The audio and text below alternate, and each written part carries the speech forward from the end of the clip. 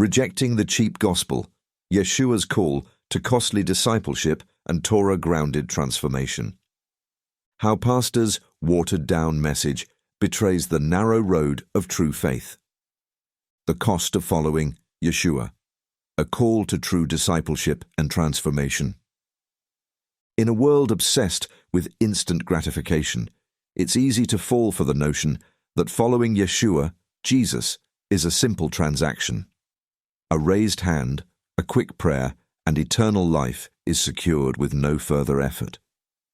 Athletes bleed for glory, entrepreneurs grind for empires, and scientists wrestle through failure for truth. Yet some portray Christianity as a free pass to golden streets and an eternal crown with no sweat required. This is a distortion of the gospel, a filthy lie that misrepresents Scripture and deceives many. The enemy delights in our gullibility, but the truth is far more demanding and infinitely more glorious. Yeshua didn't die for a cheap, one-sided deal. He called us to a war, a daily battle against sin, pride, and comfort. Following him means dying daily, crucifying our flesh, and living in radical obedience to God's commandments. It's not about cherry-picking feel-good verses or settling for lukewarm faith. It's about embracing the whole counsel of God, even when it cuts deep. Love your enemies, forgive the unforgivable, stand for truth when the world demands you bow. The Bible promises a narrow road, not a lazy stroll. The crown of life is reserved for those who obey, endure, and surrender everything to run the race to the finish. This call is not new. It's woven into the Hebrew Scriptures and fulfilled in Yeshua, the promised Messiah. Let's explore this truth, bridging ancient texts with their culmination in him, and reclaim what it means to be a true disciple. The misconception, a cheap gospel. The idea that Christianity demands little more than a moment of belief is pervasive. Many cite Romans 10:9, "If you acknowledge publicly with your mouth that Yeshua is Lord and trust in your heart that God raised him from the dead, you will be delivered," and stop there, assuming salvation is a done deal.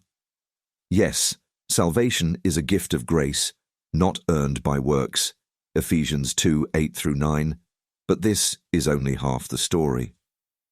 Scripture insists that genuine faith transforms us. James 2:17 is blunt. Thus, faith by itself, unaccompanied by actions, is dead. Faith isn't mere intellectual assent. It's a living trust that bears fruit in obedience. Yeshua himself shattered the illusion of easy belief in Luke 14:25-33. If anyone comes to me and does not hate his father, his mother, his wife, his children, his brothers and his sisters, yes, and his own life too, he cannot be my Talmud. Luke 14:26. Whoever does not carry his own execution stake and come after me cannot be my Talmud. Luke 14:27. So, every one of you who doesn't renounce all that he has cannot be my Talmud. Luke 14:33. These words jolt us. Hate here isn't malice, but ultimate allegiance, placing Yeshua above all else. The execution stake isn't a minor inconvenience, it's an instrument of death, symbolizing total surrender. Yeshua calls us to count the cost, not to join a casual club. This isn't popular, but it's biblical. The Hebrew foundation of discipleship. This demand for wholehearted commitment isn't a New Testament novelty. It's rooted in the Hebrew Scriptures. God has always called his people to a covenant marked by obedience as a response to grace. Consider Deuteronomy 6:4-5. The Shema. Shema Yisrael, Adonai Eloheinu, Adonai Echad. Hear, Israel, Adonai our God, Adonai is one. And you are to love Adonai your God with all your heart, all your being, and all your resources. Recited daily by faithful Jews, this command demands total devotion, heart, being, and resources. Yeshua affirmed it as the greatest commandment, Matthew 22:37-38, tying his teachings to the Torah. Micah 6:8 echoes this. Human being, you have already been told what is good, what Adonai demands of you, no more than to act justly, love grace, and walk humbly with your God. Note the verbs act, love, walk. This is active faith, not sentiment. The prophets reinforce this. Isaiah 1:16-17 urges, wash yourselves clean, get your evil deeds out of my sight. Stop doing evil, learn to do good, seek justice, relieve the oppressed, defend orphans, plead for the widow. Obedience reflects God's character. Yeshua didn't discard this standard, he fulfilled it. In Matthew 5:17-20, he says, "Don't think that I have come to abolish the Torah or the prophets. I have come not to abolish, but to complete." Complete means bring to fullness.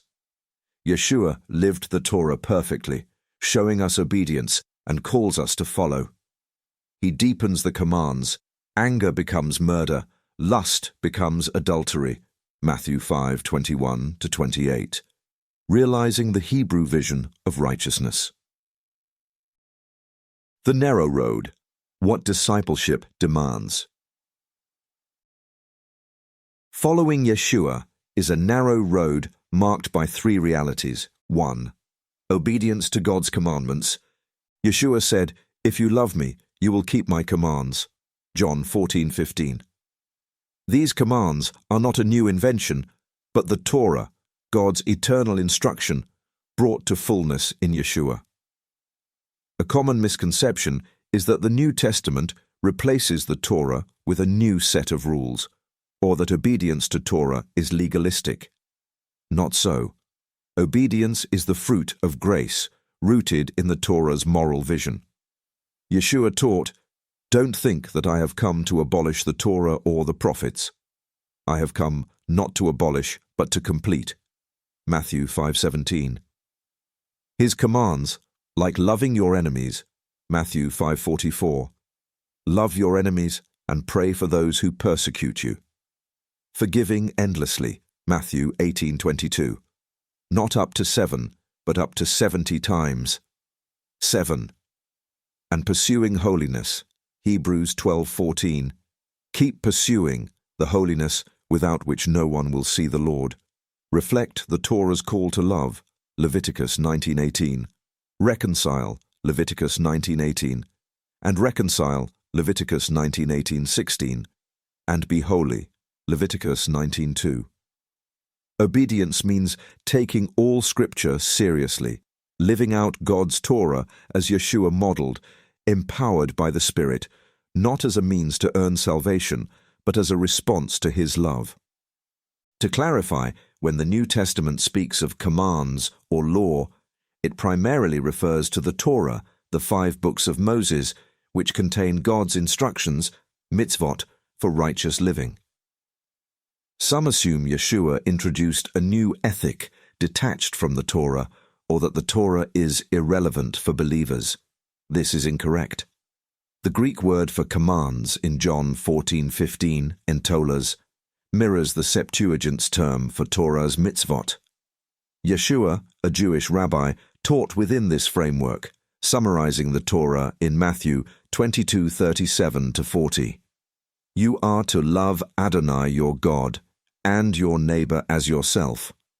All of the Torah and the prophets are dependent on these two mitzvot. His teachings amplify the Torah's moral intent, extending love to enemies and forgiveness to the unforgivable. Nor is this legalism. Ephesians 2:8-10 explains, "For you have been delivered by grace through trusting. For we are of God's making, created in union with the Messiah Yeshua, for a life of good actions already prepared by God for us to do." Salvation is by grace, but it yields a life aligned with the Torah's moral commands. John 15:10 reinforces this. "If you keep my commands, you will stay in my love, just as I have kept my Father's commands and stay in his love." Obedience is relational, not transactional, enabled by the Spirit. Ezekiel 36:27. Second, endurance in trials. The path is hard. Yeshua warned, "In the world you will have tsuris, tribulation. But be brave, I have conquered the world." John 16:33. Paul wrote, "Join in my hardships as a good soldier of the Messiah Yeshua." 2 Timothy 2:3. Discipleship demands perseverance, trusting God amid storms. Third, sacrifice of self. Discipleship's core is self-denial. Yeshua said, "Whoever wants to come after me must say no to himself, take up his execution stake daily, and keep following me." Luke 9:23. Paul declared, "I have been put to death on the execution stake with the Messiah." Galatians 2:20. This daily death to pride, comfort, and sin defines a disciple. Yeshua, the fulfillment of the promise. Why is this worth it? Yeshua isn't just a teacher, he's the Messiah foretold in the Hebrew Scriptures, fulfilling God's promises and empowering us to live them. The Tanakh brims with messianic hope. Isaiah 53 depicts a suffering servant bearing our sins. Jeremiah 31:31-34 promises a new covenant with God's Torah on our hearts. Yeshua embodies these. His death and resurrection launch the new covenant. His life models obedience enabled by the Spirit. Ezekiel 36:27. "I will put my Spirit in you, and I will cause you to live by my laws." He walked the narrow road first. His execution stake paid what we couldn't, lighting our way. The cost is high, but his was higher. He fulfilled the Torah by living it perfectly. Hebrews 4:15. Tempted in every way, yet did not sin. Interpreting it authoritatively, Matthew 5:21-28, and enabling us to internalize its moral commands through the Spirit. Personal responsibility and societal norms. Now, let's confront a deeper tension. How can the Church, meant to guide us, sometimes negate principles inherent to our being, like effort yielding reward? We thrive on overcoming challenges, yet some teachings prioritize comfort over growth, passivity over purpose. What does it mean when an institution that should foster resilience breeds resignation? Look broader. Why do so many, judged by worldly standards of success, settle for laziness? Is it fear, lack of vision, or a societal pact to drift? How has the Church, instead of countering this, mirrored it? Ponder this. What in our culture, upbringing, or hearts makes mediocrity comfortable? The Church should be a lighthouse, calling us to rise above base instincts. Too often, it adopts the complacency it should challenge, preaching contentment without purpose. How can we grow if spiritual leaders accept stagnation? This isn't just critique, it's a call to personal responsibility. We must demand more of ourselves first, then our institutions. Faith isn't passive, it's active trust in God driving us to act. Faith as the catalyst for change. True discipleship hinges on faith, not vague belief, but trust in Yeshua's power to transform. He didn't just save us from sin, he saved us for purpose. The Spirit empowers us to live out the Torah's moral commands, challenging societal norms of laziness and complacency.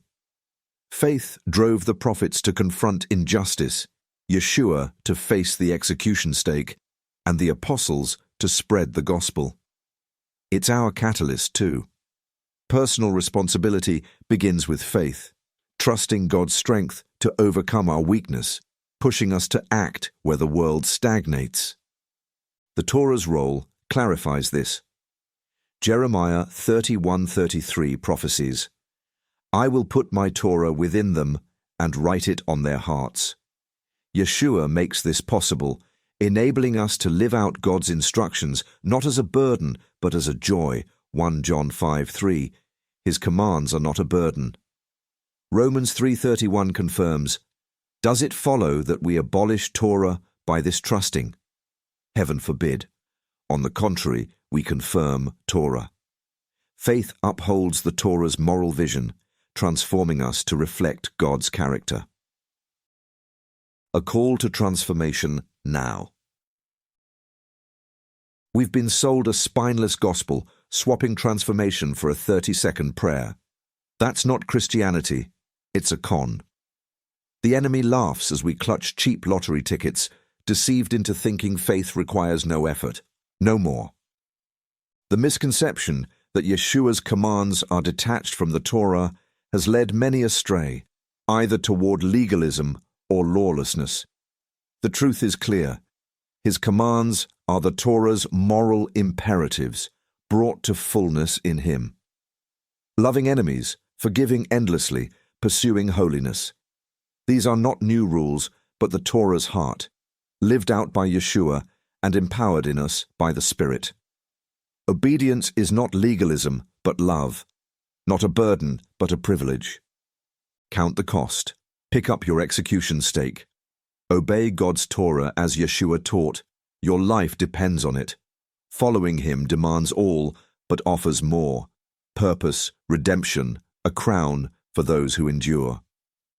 Dig into Scripture, Luke 14, Deuteronomy 6, Isaiah 53, Matthew 5. Reflect deeply. Am I a fan or a Talmud? Am I ready to challenge complacency in myself, my church, my world?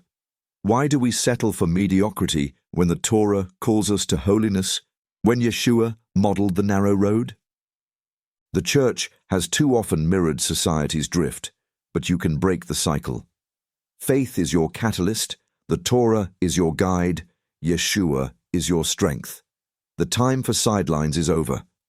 Get off the bench. Transform yourself, your community, your world. Start today. As Paul said, I have fought the good fight. I have finished the race. I have kept the trust. 2 Timothy 4:7-8. Will you? If you found this article insightful or helpful in your walk with Yeshua, please share it with others seeking biblical truth. Together, let's grow in covenant faithfulness. Shalom.